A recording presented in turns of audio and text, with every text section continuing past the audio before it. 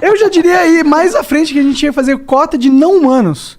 Tinha que ser 100% não humanos ali. Ser tudo pelo sistema, integrado no WhatsApp, o iPad, app. Você realmente confia nos algoritmos pra decidirem a tua vida? Porque eu não confio, não. Não os algoritmos. A gente decide. Só que a gente usa a internet. Ah, democracia direta. Isso, exatamente. Tipo, em vez de eu ter que eleger um cara, eu posso até clicar um botão e alguém tá representando a minha parcela do voto instantaneamente só, e ele pode, tipo, escolher as leis e votar me representando. Mas eu posso também só falar assim...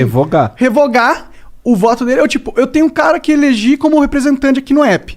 E aí ele votou uma lei que eu não concordei. Eu vou lá, não preciso nem tirar ele como meu representante. Vou lá na lei específica, anulo o voto dele e coloco o teu. Ah. Cara, é uma ideia... Porque sempre que falo assim de democracia direta, eu acho difícil de funcionar. Por quê?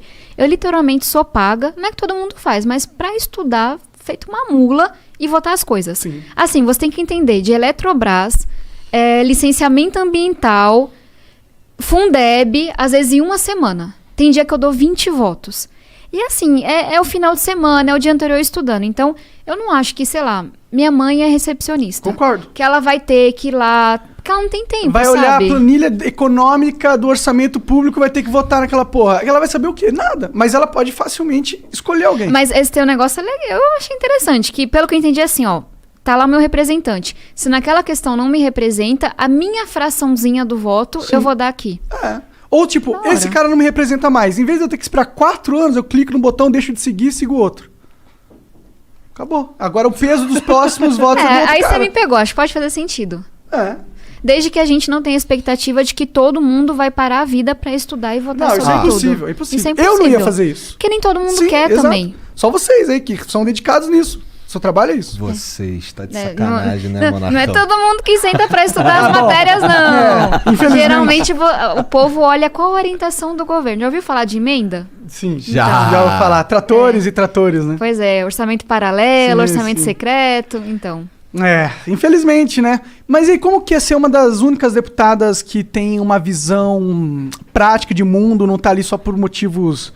de ganho pessoal? Como que é ser assim? É difícil? Cara, eu lembro que teve uma votação importante, que eu não vou lembrar qual é, eu sei que ela era importante, que o PDT inteiro falou que era pra votar A, daí tu votou B porque era a tua convicção. Eu falei assim, caralho, essa mina é foda. Essa mina, ela tá votando de acordo com o que ela pensa. Isso foi um bagulho que chamou minha atenção. Foi a Previdência, eu acho. A reforma da Previdência. Eu acho que esse é um bom exemplo. Obviamente foi um voto difícil, mas é um bom exemplo. Por quê? Muitas pessoas acham que a maior, divisão no Congresso é esquerda-direita. Isso não é real.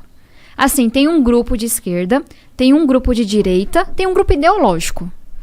Mas tem um grupo muito maior que é o fisiológico. Que é isso que a gente estava falando. A pessoa não vai estudar e falar, cara, pra mim o mais importante é eficiência, é combate... Não é isso.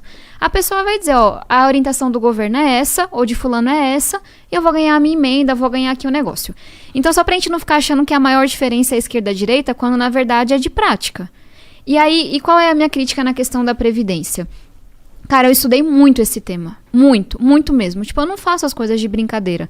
E aí, quando eu olhava para os números da Previdência, a gente via, vamos ver se eu lembro certinho, até 2026, que é daqui 5 anos, né?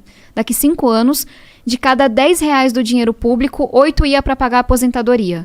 Ia sobrar 2 para pagar saúde, segurança, educação, tudo. Então, para mim, era muito óbvio que a gente tinha que fazer uma reforma, porque as pessoas passaram a viver mais porque era necessário. E aí tinha uma outra coisa que me doía muito, que é esse Brasil desigual que a gente tem, né?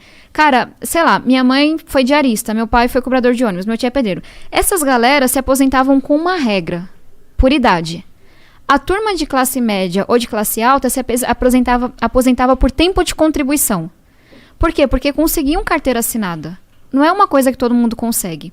E aí tinha muita, coisa errada que o governo mandou na proposta. Só que tudo que a oposição elencou, a gente conseguiu mudar. Tudo, 100%, que o governo mandou na proposta. E aí a gente, basicamente, é algo técnico, mas é importante explicar. Pegava essas regras das pessoas mais pobres, que era por idade, e jogava essa regra para quem estava mais em cima. Só que essa turma ficou revoltada. E eu entendo que é foda, você tem que Pode falar palavrão. Claro, você pode Tipo, falar o que você quiser. É. Você tem que trabalhar, sei lá, mais anos pra se aposentar. É difícil mesmo, não é uma reforma que as pessoas votam com gosto. É foda. Mas era importante.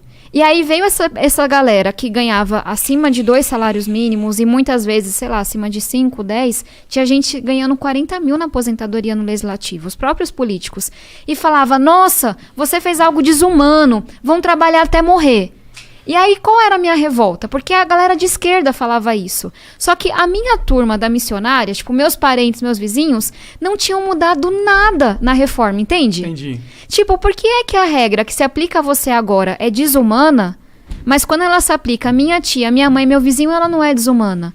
Não tô dizendo que é legal trabalhar até 62, 65 anos de idade. Tô dizendo que esse povo sempre foi assim. E aí, como é que, enfim, você entende que a esquerda vai defender quem é mais pobre. Sim. Mas aí eu comecei a entender que não, que nem sempre. Às vezes a esquerda vai defender quem está organizado em sindicato. Quem está organizado e faz lobby, não quem é trabalhador informal. Outras vezes a esquerda vai dar um voto porque quer estar no poder. Que foi um pouco o caso do PDT. O Ciro Gomes defendeu a reforma da Previdência em toda a campanha dele. E eu olhava para a gestão dele no Ceará com muita admiração, sabe? Cara, ele conseguiu juntar a questão social com a questão fiscal. Investiu em educação, mas fez a reforma administrativa que precisava lá na época. Que incrível, sabe? É difícil isso no Brasil. E aí ele defendeu toda a campanha. Quando chegou no governo, e foi uma coisa que ele falou para mim por telefone, porque ele sabia do meu trabalho para mudar a reforma. Tabata, a política é assim. Tentei falar com o Lupe, não consegui, você vai ter que fazer o que eu tô dizendo, vai ter que votar contra. E eu, Ciro, eu consegui várias mudanças, assim, eu sei que isso é necessário. E ele, não, a política é assim, a gente tá de oposição, isso é um voto político contra o governo Bolsonaro. E ponto negativo pro Cirão aí, né?